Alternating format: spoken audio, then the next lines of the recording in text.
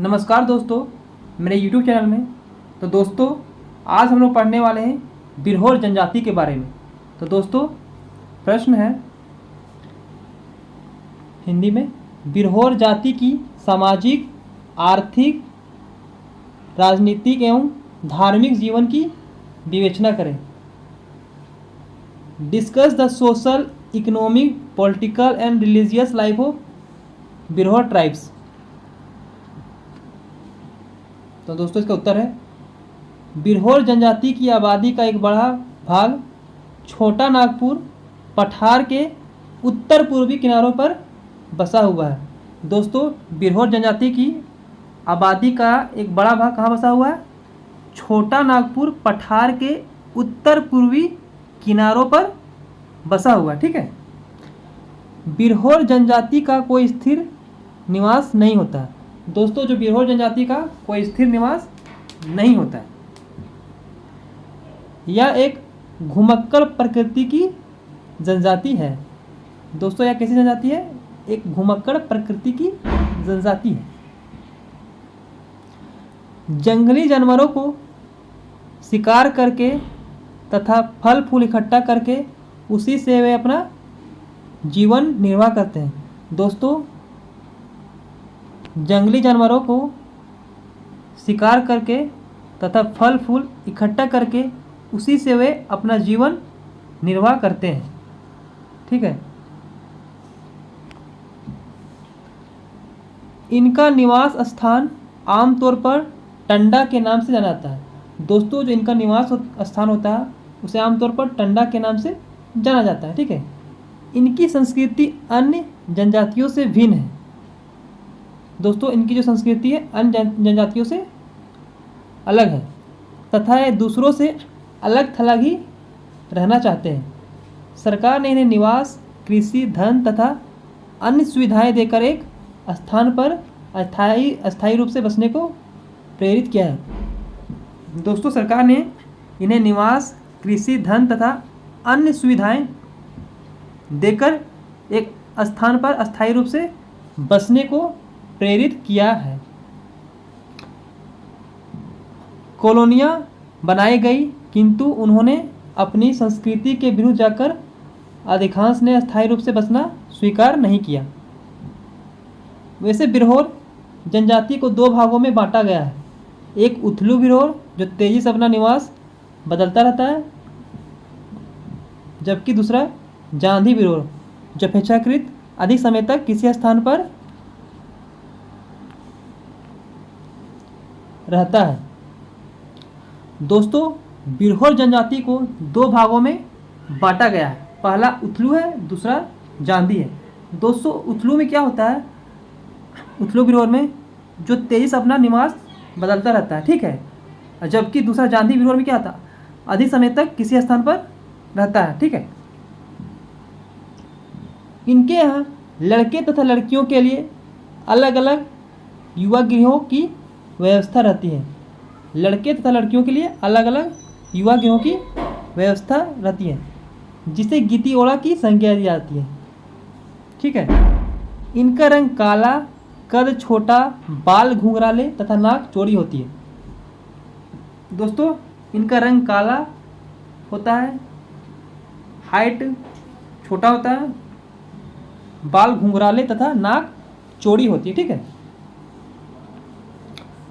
दोस्तों, आगे देखते हैं।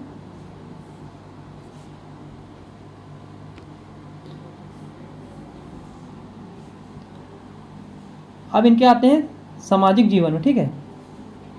तो दोस्तों, वर्तमान समय में इनका सामाजिक संगठन अत्यंत सरल व सीधा साधा है। वर्तमान समय में इनका सामाजिक संगठन अत्यंत सरल व सीधा साधा है। समाज दो भागों में बटा होता है। एक भाग का संगठन आर्थिक व्यवस्था करता है, जबकि दूसरा सामाजिक। ठीक है। एक कबीला छोटे छोटे गिरोह में बटा होता है। प्रत्येक गिरोह में 3 से लेकर 12 परिवार तक हुआ करते हैं। प्रत्येक गिरोह में 3 से लेकर 12 परिवार हुआ करते हैं। नाया बिरहोर दोनों को धार्मिक तथा सांसारिक न्याय का प्रधान होता है। उनका विश्वास है कि देवतागण ही नाया की नियुक्ति करते हैं, जो देवताओं को प्रश्न करता है। नाया की मृत्यु के बाद वंशानुगत रूप से उसका पुत्र ही नाया बनता है। नाया अपनी मदद के लिए एक व्यक्ति को कोतवाल चुनता है, जो लोगों को शिकार के लिए बुलाता तथा आवश्यक प्रबंध करता है। दोस्तों आगे देखते हैं।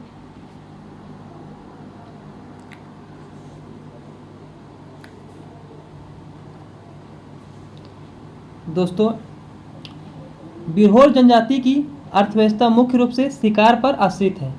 दोस्तों, बिरहोर जनजाति की अर्थव्यवस्था किस पे आश्रित है? मुख्य रूप से शिकार पर, ठीक है। अतः उनके धार्मिक तथा सामाजिक कार्यों का भी इससे संबंध पाया जाता है। रस्सी वे बड़ी कुशलता से बनाते हैं, ठीक है। रस्सी बहुत ही कुशलता से वो बनाते हैं तथा बंदर पकड़ने में काफ़ी निपुण समझा जाता है, तथा उनको बंदर पकड़ने में काफ़ी निपुण समझा जाता है, ठीक है। बिरहोर जनजाति ने अनेक गोत्रों में विभक्त है। बिरहोर जनजाति अनेक गोत्रों में विभाजित है तथा प्रत्येक गोत्र का नाम किसी पशु पक्षी का पेड़ पौधों आदि के नाम पर रखा जाता है तथा प्रत्येक गोत्र का नाम पशु पक्षी का पेड़ पौधों आदि के नाम पर रखा जाता है। यही इनके टोटम या गोत्र के चिन्ह हैं। इनके यहाँ टोटम को मारना या खाना वर्जित है, ठीक है।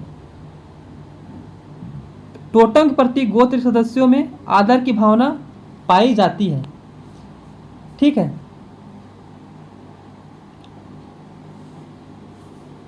दोस्तों आगे देखते हैं। एक दिलचस्प तथ्य यह भी है, इनके यहाँ देखने को मिलता है कि शादी के पहले एक व्यक्ति टोटम से संबंधित नियमों का पालन नहीं करता, जबकि विवाह के पश्चात इनका पालन अनिवार्य समझा जाता है। इनके बीच गोत्र बहिर्विवाह का प्रचलन है, अतः एक गोत्र के अंदर विवाह निषेध माना जाता है। बिरहोर जनजाति में पितृ सत्तात्मक एवं पितृवंशीय परिवार पाया जाता है। उत्तराधिकार के नियम भी पिता से पुत्र को प्राप्त है, ठीक है।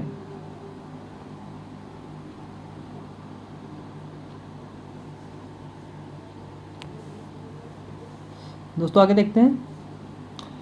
बिरहोर जनजाति विवाह को अनिवार्य मानती है।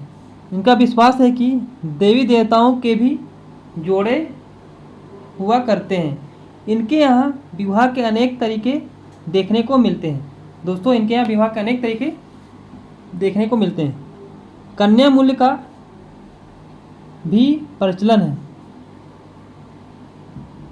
हट विवाह, विनिमय विवाह, सहपलायन विवाह आदि के उदाहरण भी इनके यहाँ समय समय पर देखने को मिलते हैं। विवाह के बाद युवक तथा युवती अपने अपने माता पिता का घर छोड़कर एक नई झोपड़ी बनाकर रहते हैं, जिसे कुंखा कहा जाता है। दोस्तों, विवाह के बाद युवक तथा युवती अपने अपने माता पिता का घर छोड़कर एक नई झोपड़ी बनाकर रहते हैं, जिसे कुंखा कहा जाता है, ठीक है। तो दोस्तों आगे देखते हैं।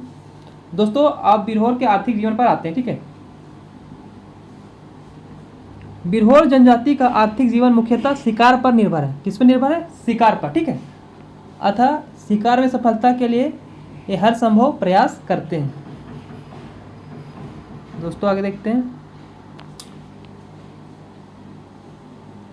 एक लोकोक्ति इनके लिए प्रचलित है, यदि बंदर इन्हें दिखाई पड़ जाए तो वह किसी भी हालत में इनसे बच नहीं सकता। दोस्तों, अगर बंदर इन्हें दिखाई पड़ जाता है तो बंदर किसी भी हालत में इनसे बच नहीं सकता है, वे किसी न किसी प्रकार पकड़ ही लेते हैं। दोस्तों, बिरहोर जनजाति बंदर को किसी न किसी रूप में पकड़ ही लेते हैं, किसी न किसी प्रकार पकड़ ही लेते हैं। तात्पर्य यह है कि बंदर पकड़ने में इन्हें महारत हासिल है। ये चोप से काफ़ी सुंदर और मजबूत रस्सी का निर्माण करते हैं, जिसे आसपास के गाँव या नगरों में बेचकर अपना गुजारा करते हैं। मूलतः बिरहोर जनजाति का जीवन अभाव से ग्रस्त रहता है, अतः कई बार इन्हें भूखा रह जाना पड़ता है। फल फूल तथा शिकार की कमी होने पर निवास स्थान बदल लिया करते हैं। दोस्तों, फल फूल तथा शिकार की कमी होने पर ये अपना निवास स्थान बदल लिया करते हैं। ठीक है दोस्तों, आगे देखते हैं। इनको घुमक्कड़ प्रकृति को रोकने तथा आर्थिक दृष्टि से इन्हें सुदृढ़ करने के लिए सरकार ने कई योजनाएं बनाई हैं। इनको घुमक्कड़ प्रकृति को रोकने तथा आर्थिक दृष्टि से इन्हें सुदृढ़ करने के लिए सरकार ने कई योजनाएं बनाई है। बिरहोर कॉलोनियों का निर्माण कई जगहों पर किया गया। प्रत्येक परिवार को एक एक घर दे दिया गया। कृषि हेतु जमीन प्रदान की गई। कुछ धन वस्त्र दिए गए। रस्सी बनाने की सामग्री भी दी गई। किंतु अपने परंपरागत सांस्कृतिक परिवेश से भिन्न पाकर कुछ समय बाद ही बिरहोर लोगों ने इन आवासों को त्याग दिया और पुनः वनों में भटकने लगे। ठीक है।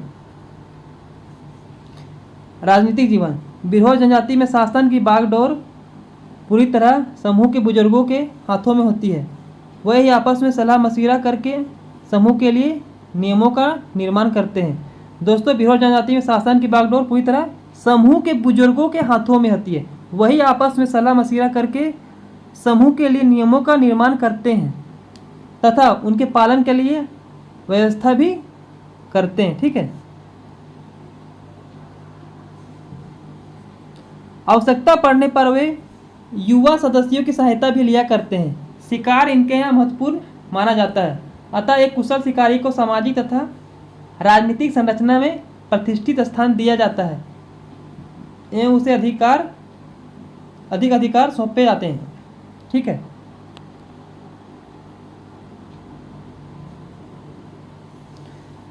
देश की राजनीतिक व्यवस्था का प्रभाव भी धीरे धीरे उन पर पड़ने लगा है और वे विभिन्न चुनावों एवं मतदान भी करने लगे हैं। बिरहोर जनजाति का जो हिस्सा कॉलोनियों में स्थायी जीवन व्यतीत कर रहा है उसमें अन्य बिरहोर की तुलना में राजनीतिक जागरूकता अधिक पाई जाती है। धार्मिक जीवन देखते हैं दोस्तों बिरहोर जनजाति का। धर्म का बिरहोर जनजाति में सर्वाधिक महत्वपूर्ण स्थान है। दोस्तों, धर्म का बिरहोर जनजाति में सर्वाधिक महत्वपूर्ण स्थान है। उनका विश्वास है कि जीवन में सुख अथवा दुख भगवान की इच्छा से ही उत्पन्न होता है। दोस्तों, लोग विश्वास करते हैं कि सुख अथवा दुख भगवान की इच्छा से ही उत्पन्न होता है। यही कारण है कि अपने विभिन्न आचारों व्यवहारों से वे किसी न किसी देवता को प्रश्न रखने का सदैव प्रयास करते रहते हैं। इनके जीवन के प्रत्येक पक्ष पर धर्म की गहरी छाप देखने को मिलती है। दोस्तों, आगे देखते हैं। बिरहोर जनजाति में यह विश्वास पाया जाता है कि हर वस्तु में एक महान शक्ति अर्थात माना या बोगा का वास होता है। अतः इनके यहाँ अनेक देवी देवताओं पर विश्वास देखने को मिलता है। दोस्तों, इनके यहाँ पर अनेक देवी देवताओं पर विश्वास देखने को मिलता है। इनका विचार है कि मनुष्य तथा देवता के बीच सदैव लड़ाई चलती रहती है। मनुष्य तथा देवता के बीच सदैव लड़ाई चलती रहती है जिसे देखा नहीं जा सकता। इनका सबसे बड़ा देवता सिंहबोंगा अर्थात सूर्य देवता है जो मनुष्य के अच्छे बुरे कर्मों पर बुरी नज़र रखता है तथा लोगों को उनके कर्मों के मुताबिक फल प्रदान करता है। इस तरह धर्म उनके संपूर्ण जीवन को प्रभावित निर्देशित करता है।